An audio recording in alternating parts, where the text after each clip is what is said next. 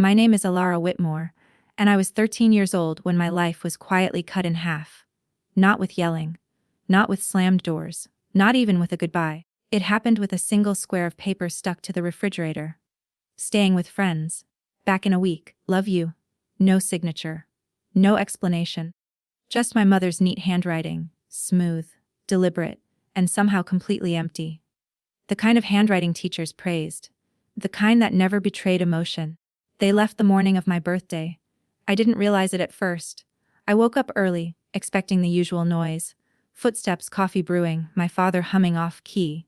Instead, the house felt hollow, like sound itself had packed a bag and gone with them. I found the note while reaching for milk.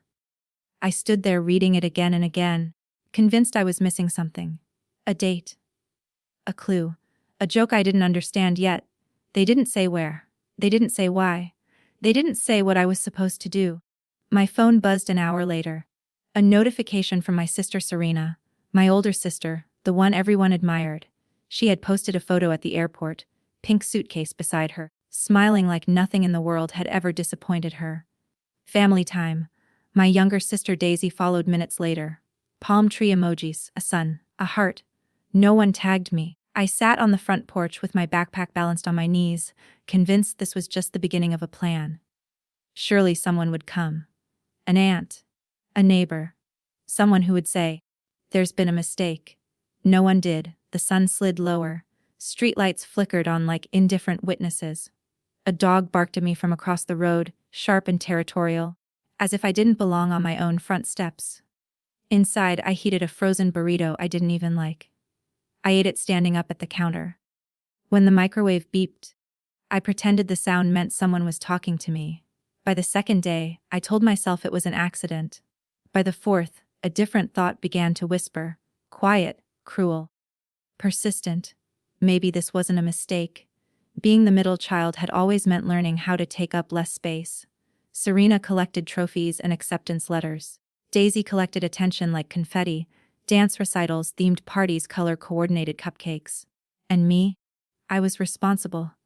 Which adults used as a polite way of saying invisible. But being overlooked was different from being left behind. On the sixth day, the heat shimmered off the pavement as I walked home from the library, arms stacked with borrowed books like armor.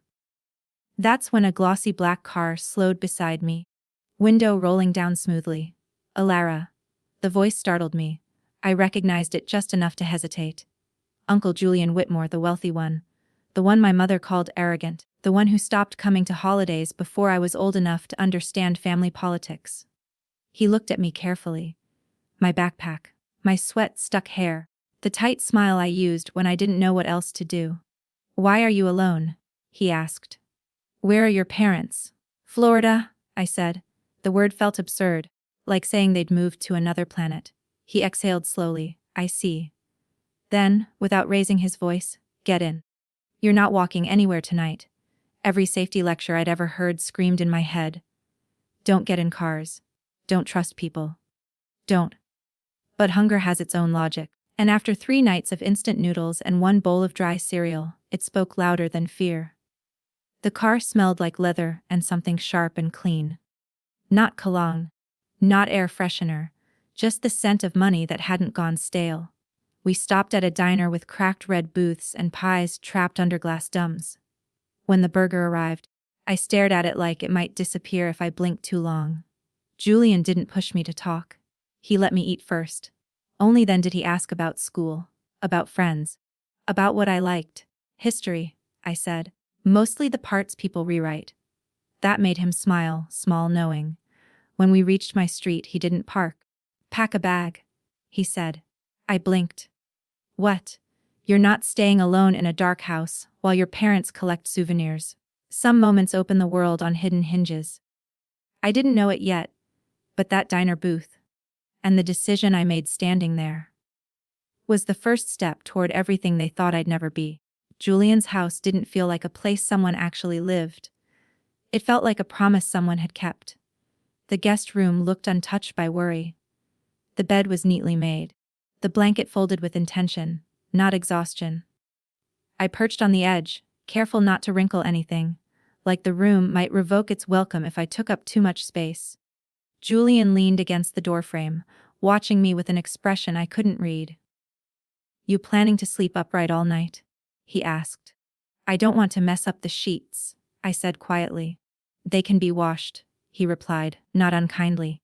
"Things exist to be used, not feared." That sentence lodged itself somewhere deep inside me. Morning arrived without shouting or rushing. Sunlight filtered through clean windows. Julian poured orange juice into an actual glass, thick, cool, solid. At home, our cups were mismatched souvenirs that smelled faintly of plastic. I held the glass with both hands, afraid I might drop it simply by not deserving it. "It's just juice," he said with a teasing lift of his eyebrow. "Not a contract. Drink." When my teacher asked who would attend my school meeting later that week, I hesitated.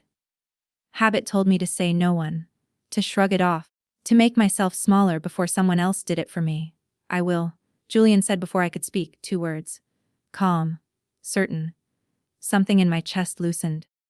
I didn't know how to accept care without trying to earn it first. When Julian bought me jeans and a sweater, I folded the tags into my pocket, convinced he'd want them back. When he handed me lunch money, I saved it and ate crackers instead. Spending felt like trespassing.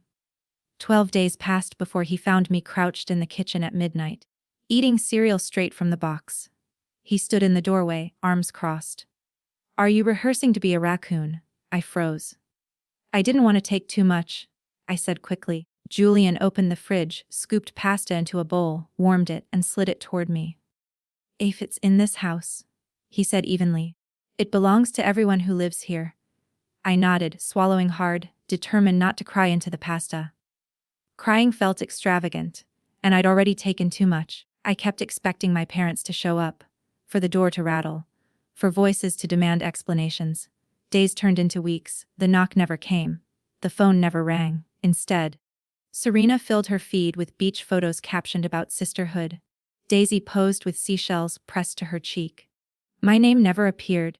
Julian went with me to the school conference. The counselor perched on a metal chair and used words like quiet, potential, and underengaged.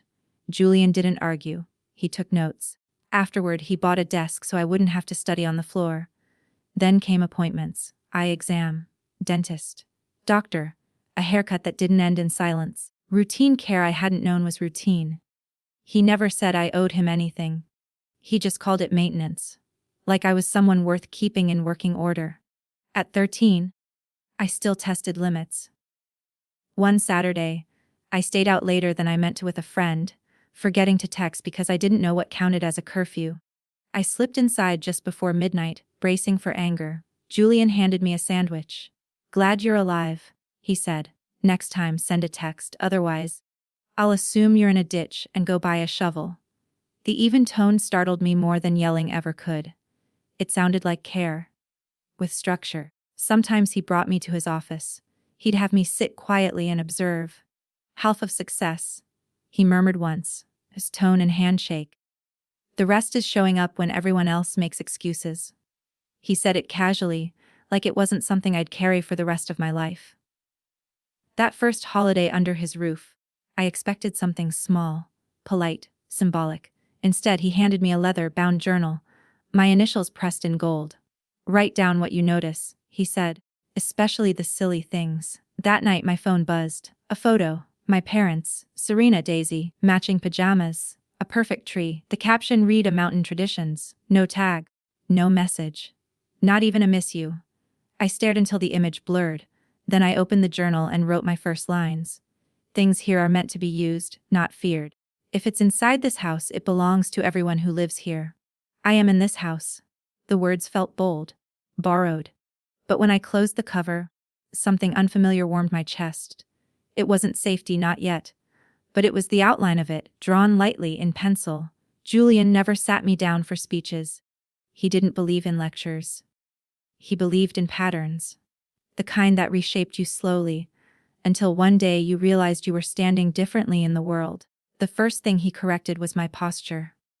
Every time my shoulders folded inward, every time I tried to disappear into myself, he'd tap my back lightly. "Stand tall, Alara," he'd say. "You're not punctuation. You're a full sentence." At first, it sounded like something printed on a motivational poster. I rolled my eyes. But eventually, I caught myself straightening without being reminded, pretending confidence until the pretending stopped. Teachers noticed. They began calling on me more. I started raising my hand instead of hoping not to be seen. When Julian convinced me to join debate club, bribing me with pizza, I nearly backed out the first day. My voice shook during my first argument. My palms sweated. I argued something ridiculous about why cats made better pets than dogs, and somehow I won. From the back of the room, Julian met my eyes and gave a small, satisfied nod. At home, lessons arrived disguised as daily life. When I asked for a new phone, he didn't say no. "How much have you saved?" he asked. I blinked. "Nothing." "Then you'll appreciate it twice as much once you've earned it." So I got my first job bagging groceries. When my first paycheck came, creased and smelling faintly of ink, I waved it like a trophy. Julian didn't take it. He drove me to the bank instead. "Rule of 2, he said. "Save half. Spend half. Enjoy today without stealing from tomorrow." At the time, I thought it was annoying. Years later, I'd realize it was the backbone of everything I built. Holidays used to feel like performances I hadn't been cast in. At Julian's house, they were quieter, smaller, but real. He didn't buy extravagant gifts. He chose them. A used copy of To Kill a Mockingbird. A fountain pen that felt heavy in my hand. A scarf he claimed matched my debate face. Meanwhile, my phone buzzed with photos from my parents. Serena posing in college sweatshirts. Daisy beside decorated tables and smiling adults. The sting didn't disappear, but it stopped hollowing me out. Instead, it reminded me what I was learning. That family didn't have to be loud to be loyal. One Christmas, Julian handed me a small box. Inside was a silver keychain engraved with a mountain and the word Whitmore. "A work in progress," he said. I frowned. "What's that supposed to mean?" He smiled. "Both of us are learning how to build. I'm learning not to do it alone." I hugged him before I could overthink it. Awkward. Too tight. Like two people relearning an old language. He didn't pull away. That night I wrote in my journal, "You don't need shared blood to share a home." By 16, summers meant going to Julian's office. The place terrified me. Polished floors. People who walked like gravity worked differently for them. During introductions, he leaned down and whispered, "Relax. They put their pants on one leg at a time. Some fall over doing it." I laughed. The fear loosened its grip. He taught me things no class ever mentioned. How to listen before speaking. How to read what people meant instead of what they said. How to shake a hand like you belonged in the room. "Half the world bluffs," he told me once. "The other half apologizes for existing. Learn to do neither." That sentence settled into my bones. By 17, the contrast between my old life and my new one was sharp enough to ache. Serena posted college acceptance photos, tagging everyone but me. Daisy posed beside her new car. Caption, "Thanks Mom and Dad." Julian noticed me staring. "They don't even check in," I said quietly. "Not even a birthday text." He sipped his tea and asked, gently but firmly, "How long do you plan to wait for them to remember you?" The question cracked through the room. I didn't answer. But that night, I stopped waiting. I began the slow, deliberate work of remembering myself. By the time I turned 18, I no longer waited to be invited into my own life. That didn't mean I felt fearless. It meant I'd learned how to move forward while fear walked beside me, close enough to feel, far enough not to steer. Julian noticed the change before I did. "You're standing straighter," he said one morning, tapping the edge of the counter. "People believe you more when you look like you already believe yourself." I shrugged, pretending I hadn't practiced that exact thing in the mirror. Senior year arrived with the kind of pressure that squeezes the air out of your lungs. College applications, financial forms, futures reduced to checkboxes and essays. In my parents' story, college had never been meant for me. Serena was the prodigy, the scholarships, the ceremonies. Daisy was the favorite, the celebrations, the safety net. And me, I was supposed to be realistic. Family shorthand for don't reach too high. Julian never said I was capable. He acted like it was obvious. We spent evenings at the kitchen table buried in paperwork. Scholarship lists. Deadlines. Essays he refused to pay outright, Scholarships first, grants second, he said. My help fills gaps. It doesn't replace effort. So I hunted. I applied for everything. There was a scholarship for left-handed students. I spent weeks teaching myself to write with my left hand. Another for descendants of beekeepers. I wrote an essay about balance in ecosystems, even though my only memory of bees involved sprinting across a playground in terror. Piece by piece, I stitched together a future. When the acceptance letter from Westbridge University arrived, Julian examined it like a contract he'd personally negotiated. "Congratulations?" he said quietly. Then, after a pause, "Now go prove them right." Move-in day was chaos. Parents cried in hallways, balloons bobbed, cars unloaded furniture and expectations. My parents didn't come. No message, no good luck, no call. Julian carried everything up 3 flights of stairs in the August heat, refusing help. "This counts as my annual workout," he joked. "Don't tell my trainer I broke a sweat." When the room was finally set, I stood there staring at the thrift store lamp, mismatched sheets, and faint bleach smell. A pang twisted through me, sharp and sudden. Julian noticed. "Don't look for them here," he said softly. "Look forward. That's the direction you're headed." Before he left, he handed me an envelope. Inside was a note written in his neat, block handwriting. "If you ever doubt you belong, check your reflection. You got here without them." I taped it inside my planner. I carried it through every exam, every breakdown. Every moment I felt like an imposter wearing someone else's future. College was harder than I expected. I felt like an intruder in lecture halls full of students who spoke fluently in confidence. They carried designer bags and assumptions I didn't share. I carried determination and detergent-scented laundry. Julian called every Sunday, sometimes to check in, sometimes just to tease. "So Miss Dean's list," he'd say. "Still living on caffeine and stubbornness?" "Barely," I'd reply. "Good. Struggle keeps you sharp." His voice grounded me. During my sophomore year, I met Ethan Cole. We met volunteering at a community garden. He actually knew what he was doing. I pretended not to stab myself with the shovel. He offered to show me. I rolled my eyes and let him. We took things slow, careful, real. Ethan didn't try to rescue me. He respected me. And that meant more than grand gestures ever could. One night during finals, he asked, "Why do you double-check everything? Even tiny stuff?" I hesitated. Then said, "Because for a long time, I was the mistake no one fixed." He didn't argue. Didn't dismiss it. He just took my hand. "Then we'll make sure no one overlooks you again." For the first time, I believed him. By junior year, my old life felt distant, but not gone. Serena posted engagement photos.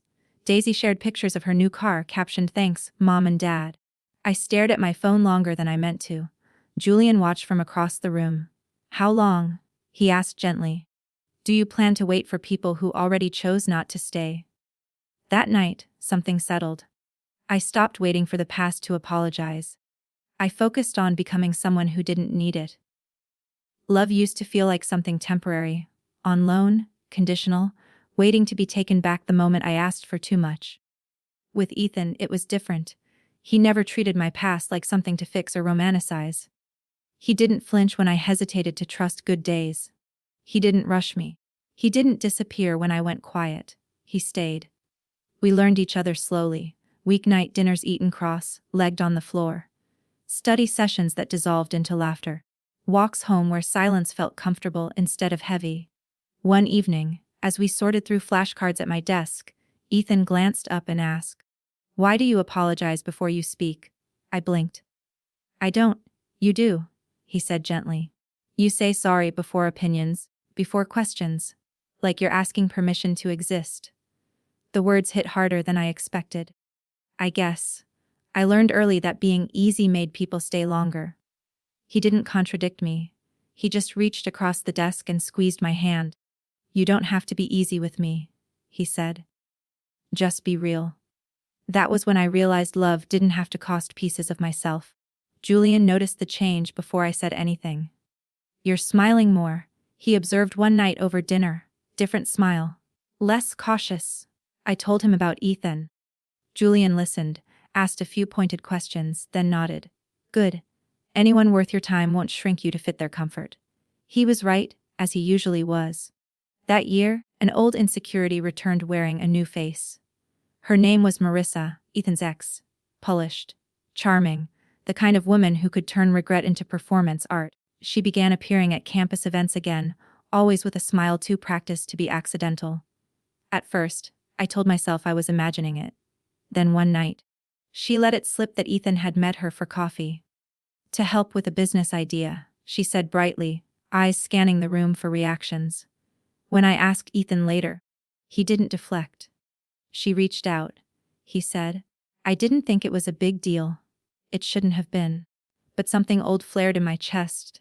The reflexive fear of being replaced, forgotten, quietly edged out of a story without explanation. That night, Julian's voice echoed in my mind. Half the world bluffs. The other half apologizes for existing. Do neither. So I didn't accuse. I didn't plead. I said calmly, next time. Let her find someone else's generosity. Ethan nodded immediately. No defensiveness. No excuses. That quiet respect told me more than 100 reassurances ever could. Senior year arrived like a held breath finally released. Projects aligned, grades held steady, opportunities appeared, not handed but earned. I chose civil engineering, the field Julian once described as the art of building things that last. At graduation, Julian sat in the front row. He clapped louder than anyone else. So loudly the dean actually paused. Afterward, he pressed a slim silver pen into my palm. Use this to sign contracts you're proud of, he said. I laughed. Not my autograph. He smiled. Build first. Brag later. That night, while others celebrated, I sat alone in my dorm and reread the journal Julian gave me when I was 13. The pages were full now. Observations, lessons, small victories. One line stood out underlined twice. If it's in this house, it belongs to the people in it. That house wasn't a building anymore. It was my life. And for the first time, I felt like I truly lived inside it, without shrinking, without apologizing, without erasing myself to make room for someone else. Strength doesn't always shatter in dramatic ways. Sometimes it fades. Quietly, politely, almost gracefully, until you realize you've been leaning on something that has slowly been giving way. At first, the changes were small enough to excuse. Julian began canceling our Friday dinners, claiming work had been brutal lately. That word, brutal, felt foreign in his mouth. He had always treated pressure like weather inevitable, manageable, nothing worth dramatizing. Then one evening, I stopped by his house unannounced. The lights were on. The television murmured to an empty room. Julian was asleep in his armchair at 8 o'clock. When I touched his shoulder, he startled awake too quickly, forcing a smile that arrived before awareness. Long day, he said thinly. Guess I blinked too long. The smile didn't reach his eyes. I told myself not to overthink it, but the signs multiplied. Prescription bottles appeared along the counter like uninvited guests. His hand trembled when he poured coffee. He told the same story twice in one evening, and then laughed it off when I noticed. I noticed. He noticed me noticing. And together, we entered a quiet agreement not to name what was happening. He still checked on me the way he always had, steady, calm, anchoring. When I complained about a difficult client at work, he listened, then said, "Jobs replace you in a week. People won't, if you choose them wisely." The words settled deeper than any advice he'd ever given. I didn't know then that he was preparing me for a world where his voice might not be there to say them. Months passed. My career found its footing. Ethan and I moved into a small apartment together. Nothing fancy, but solid. Our lives took on a rhythm that felt earned. Julian watched from a careful distance, proud but quieter than before. Every time he waved away a cough or brushed off my concern, something inside me tightened. Then came the call. A Tuesday. Ordinary. Forgettable. My phone rang while I was at work. "Alara Whitmore," a trembling voice asked. "This is Grace from Mr. Whitmore's office. He collapsed during a meeting. They've taken him to St. Luke's Hospital." The drive blurred into streaks of red lights and breathless seconds. When I reached his room, he looked impossibly small against the white walls and sterile machines. Still, when he saw me, he smiled. "Don't look so grim," he rasped. "5-star stay if you ignore the food." I tried to laugh. It burned. "You scared me," I whispered. "First time for everything," he said lightly. Then, quieter, "Sit." Kid. The room settled into stillness, machines humming, distant footsteps beyond the door. I always thought your father would be the one teaching you these things, he said slowly. How to stand tall. Manage money. Speak your mind without shouting. Don't talk like that, I said. Honest? He continued, squeezing my hand. A rare gesture. I'm glad it was me. My vision blurred. Just remember one thing, he said. What? You were never the extra piece. Not once. I blinked hard. He noticed and smirked faintly. If you ruin these sheets, you're paying the dry cleaning bill. I laughed, the sound cracking halfway through. For a moment, the world steadied. Julian came home days later, slower now, quieter, still pretending nothing had changed. We didn't talk about the hospital again, but something invisible had shifted between us. That final Christmas, he handed me a box wrapped in gold paper. Inside was the same leather journal he'd given me when I was 13. Only now, it wasn't blank. Every page was filled, notes, advice, jokes, rough sketches, taped restaurant receipts with commentary like best burger of 2014. Still not worth the calories. The last page stopped my breath. The handwriting trembled, but the words were clear. If they ever try to erase you again, remember this. You already wrote your own chapter. I hugged him, harder than usual. Easy, he murmured. You'll break a rib, but he didn't let go first, and somewhere inside me, a quiet certainty formed. Some goodbyes don't announce themselves, they linger, until one day they become everything that follows. Julian died on a Wednesday, not in a dramatic rush of sirens or shouted prayers. Just a quiet morning, a missed phone call, and a stillness that settled where his voice used to be. By the time I reached the house, the coroner's van was already gone. The neighbors stood in loose clusters, whispering, speculating, pretending they hadn't watched him age alone. I unlocked the door with the key I'd carried for years. Inside, everything smelled like him. Coffee, old books, lemon cleaner. The silence pressed against my ribs. I sat at the kitchen table and didn't move for hours. Grief doesn't arrive all at once. It trickles. It waits until you think you're safe. At the funeral, I stood alone. My parents came late. They looked smaller than I remembered. Older, uncomfortable. My mother dabbed her eyes with a tissue like she was performing grief, not feeling it. My father avoided my gaze entirely. After the service, they approached me cautiously, like people stepping onto land they no longer owned. He cared deeply for you, my mother said. I nodded. I didn't trust my voice. My father cleared his throat. We were surprised to be mentioned in the notice. That word again. Mentioned. As if Julian's life were a document and they were a footnote. 3 days later, the lawyer called. Julian had left specific instructions. The will would be read privately. Attendance required. When I arrived at the office, my parents were already there. So were Serena and Daisy. They looked exactly as they always had. Composed, expectant, already counting something that didn't belong to them yet. Serena smiled thinly. I'm sure this will be quick. The lawyer, a precise man with tired eyes, opened the folder. Julian Whitmore's estate includes property, accounts, and personal effects, he began. This will was revised 18 months ago. Serena's eyebrow twitched. First, he continued, specific bequests, Julian's watch to a former colleague, books to the public library, donations to 3 community programs. Then the pause. The kind of pause that signals gravity. The remainder of the estate, the lawyer said carefully, including the house, investment accounts, and all residual assets, is left to Ilara Whitmore. The room froze. My mother inhaled sharply. That can't be right. The lawyer didn't flinch. It is. Serena laughed once, sharp, disbelieving. She's not even his daughter. Julian's words echoed in my chest. You were never the extra piece. The lawyer adjusted his glasses. Julian was very clear. Daisy's voice wavered. He barely knew her. I looked at them then. Really looked. You're right, I said softly. He raised me. Silence fell heavy and suffocating. My father stood abruptly. This must be a mistake. There are laws. There are, the lawyer agreed. And this will complies with all of them. My mother turned to me, eyes suddenly wet. Ilara, you don't need all of this. We're family.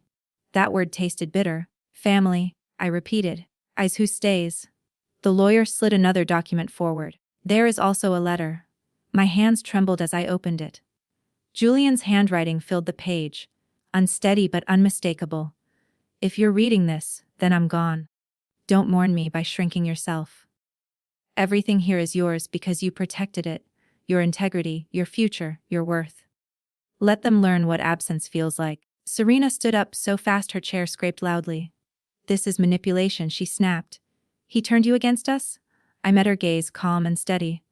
No, I said. You did that. The lawyer cleared his throat. If there are no further questions, this meeting is concluded. They left in silence. For the first time in my life, I wasn't chasing closure. I already had it. And they had just realized they'd underestimated the cost of erasing someone who learned how to stay. Revenge never looked the way they warned me it would. There was no shouting, no public collapse, no dramatic confrontation that ended with tears and apologies. Instead, there was silence. The kind that settles after a storm, when the damage is done and no one can argue with the sky. I moved into Julian's house slowly. Not because I was unsure, but because I wanted to feel every room as it was. I didn't change the layout. I didn't repaint the walls. I let the house teach me who I had become inside it. The first morning I woke there alone, sunlight spilled across the kitchen table where Julian used to read the paper. I brewed coffee the way he liked it, strong, unapologetic. I sat, I breathed, and for the first time since childhood nothing felt borrowed. Word traveled fast, my parents called. Once, then again. Then not at all. Serena sent an email, long, polished, full of strategic remorse. Daisy followed with a text pretending none of this was about money. I didn't respond. Not because I was angry, but because silence was the answer they had earned. I honored Julian the way he would have wanted. Quietly, intentionally. I funded the scholarships he'd planned. Donated his books. Restored the community garden where Ethan and I first met. I built. And while I was building, they were unraveling. Serena's engagement ended. Her fiancé's family didn't appreciate surprises, especially financial ones. Daisy moved back home after realizing comfort isn't the same as security. My parents sold the house, downsized, quietly, without ceremony. Sometimes, justice doesn't announce itself. It simply rebalances the scales. One evening, I found Julian's journal tucked behind a bookshelf. A page I hadn't seen before fell open. Revenge is a waste if it leaves you empty. Peace is proof you won. I closed the book and smiled. Ethan joined me on the porch as the sun dipped low, painting the sky in soft oranges and fading golds. You look lighter, he said. I am, I replied. We married the following spring. Small ceremony. No family drama, just people who showed up, really showed up. Julian's chair sat in the front row, empty. Honored. When I signed the final document transferring a portion of the estate into a trust, I used the pen he'd given me. The one meant for contracts worth keeping. I thought of the girl who once believed love had to hurt to be real. She would have mistaken this ending for nothing. But this was everything, because the quiet revenge wasn't taking what they wanted. It was becoming someone they could no longer reach, control, or erase. And living well, fully, freely, unapologetically, was the ending they never expected.